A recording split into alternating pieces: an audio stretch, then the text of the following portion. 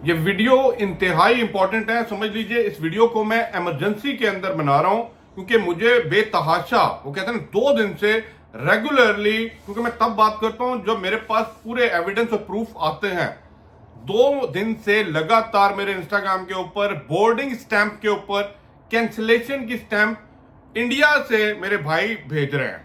पाकिस्तान से तो बहुत आ चुकी हैं, पाकिस्तान को तो डिपोर्ट किया जा चुका है यूएई बुलाने के बाद भी, लेकिन अब इंडिया से, क्योंकि इंडिया थोड़ा सा स्मार्टली काम कर रहा होता है, उन्होंने ज्यादा लोगों को होल्ड करके अपने ही एयरपोर्ट के ऊपर कलकत्ता मुंबई पे रोक के रखा हुआ है। वहां से लोगों को घर वापस भेजा जा रहा है। अगर आप ट्रैवलर हैं और यूएई आ रहे हैं विजिट वीजा के ऊपर, लाजमी ये वीडियो समझ लीजिएगा। 4 5 6 पॉइंट बताने हैं, यहाँ पे दिखा भी दूंगा। मुझे पता है आप लोगों को डिटेल सारी समझ आ गई होगी, लेकिन मिस्टेक्स कहां पे हो रही हैं, क्योंकि उन छोटी मिस्टेक की वजह से आपको घर वापस भेज रहे हैं। आपका टिकट भी जाया हो रहा है, आपका वीजा भी जाया हो रहा है, आपका आने जाने का ट्रैवल एक्सपेंस भी जाया हो रहा है। तो ये चीज को समझने की कोशिश कीजिए। सबसे पहले, जब भी आपने ट्रैवल करना है, आपके पास रिटर्न टिकट होनी चाहिए। आपका जितना मर्जी एजेंट बोले कि डमी टिकट ले जाएं, काइंडली मैं रिक्वेस्ट करूंगा डमी टिकट लेके मत आइएगा, क्योंकि अब क्रॉस चेक बड़े स्ट्रांगली किस्म का हो रहा है, जिसकी वजह से आपको ये मुसीबत उठाने का सामना करना पड़ रहा है। क्योंकि आपका जो टिकट है वो कहते हैं ना, जब आप बोर्डिंग करने जाएंगे वहां पे ही क्रॉस चेक हो जाएगा। दुबई तो आने के बाद रीचेक हुआ जाएगा ना, लेकिन आप ही कंट्री में चेक हो जाएगा। And they people know now कि भाई कौन सा टिकट एजेंट के थ्रू 2 नंबर तरीके से बनाया गया।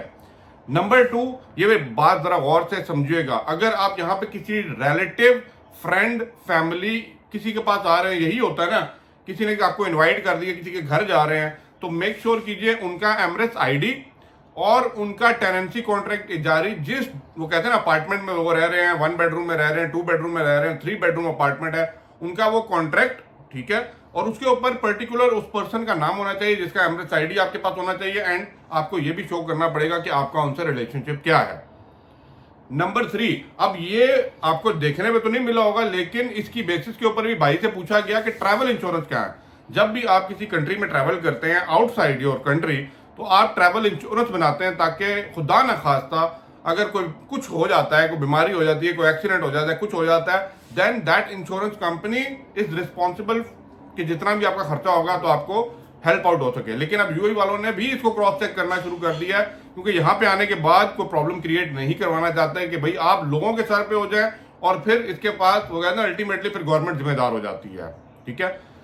नंबर 4, अगर आप बुकिंग करवाने वाले हैं ना, अगर होटल की, तो ये बात जरा गौर से समझ लीजिएगा। आप बुकिंग करवा रहे होते हैं कैश ऑन द काउंटर के ऊपर, इसके बेसिस के ऊपर ही बहुत से लोगों को कहते हैं ना डिबोर्ड या वापस अपने घर ऑन बोर्डिंग, बिफोर बोर्डिंग भेजा गया।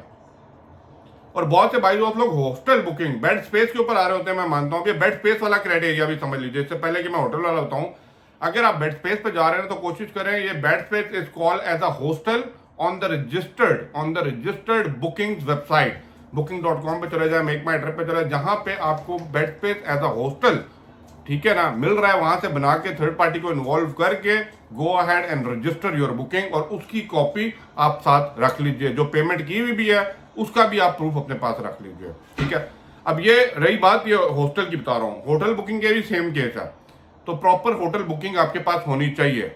ये सारी चीजें बताने का मकसद ये है कि भाई मेरे, कि आप लोगों के पास वापसी के प्रूफ और real traveller, as a real traveller आप लोगों के पास होना चाहिए। और जिन लोगों के पास डेबिट या क्रेडिट कार्ड है भाई मेरे, वो भी आपके पास कैरी करके लाएं, that will be a plus point for you. Cash money आपके पास होनी चाहिए। 5,000 दरम तक बताया जा रहा है, 5,000 दरम, ठीक है। मेरे कुछ भाइयों ने जो मैसेज किया, मैं आपको रियल टाइम इंफॉर्मेशन दे दूं, 3,000 पे भी उनको एंट्री मिली है, ठीक है। 3,000 to 5,000, but keep in mind 5,000 दरम must be in your hand, क्योंकि ये वो खर्चा है जो खर्चा आपने यहाँ पे आके विजिट पे करना है। अब इसकी बेसिस के ऊपर देखें, इंडिया से बहुत ज्यादा रिजेक्शन हो रही है, क्योंकि ये बात समझने की कोशिश कीजिए कि यूएई वालों ने स्ट्रिक्टली ये रूल इंपोज किया है टू द पर्टिकुलर एयरलाइन, कि आपकी एयरलाइन से कोई बंदा इन रिक्वायरमेंट्स को मीट किए बगैर दुबई एयरपोर्ट पे पहुंचा, और यूएई एयरपोर्ट के ऊपर आने के बाद हमने क्रॉस चेक किया एंड वी फाइंड आउट कि इसके पास कोई डॉक्यूमेंट मिसिंग है, देन योर फ्लाइट और योर, वो कहते हैं ना, अथॉरिटीज आर रिस्पॉन्सिबल कि उस बंदे को वापस लेके आपने जाना है। तो इतना बड़ा रिस्क लेने के बजाय वो फ्लाइट वाले आपको वहां से ही ऑफलोड करते जा रहे हैं, यू अंडरस्टैंड द रीजन, ठीक है। पाकिस्तान के लिए भी सेम यही हुआ है, ठीक है। लाहौर एयरपोर्ट पे, इस्लामाबाद एयरपोर्ट पे लड़ाइयां झगड़े चल रहे हैं, अब इंडिया में भी हो रहा है। अब इंडिया का वाकई ही वीजा भी अब प्रॉब्लम कर रहा है। इसके ऊपर मैंने एक और वीडियो बनाई है, लाजमी देख लीजिएगा। वीडियो को शेयर लाजमी कर दीजिएगा, चैनल को सब्सक्राइब किए बगैर मत जाइएगा। Thank you for watching. Allah Hafiz.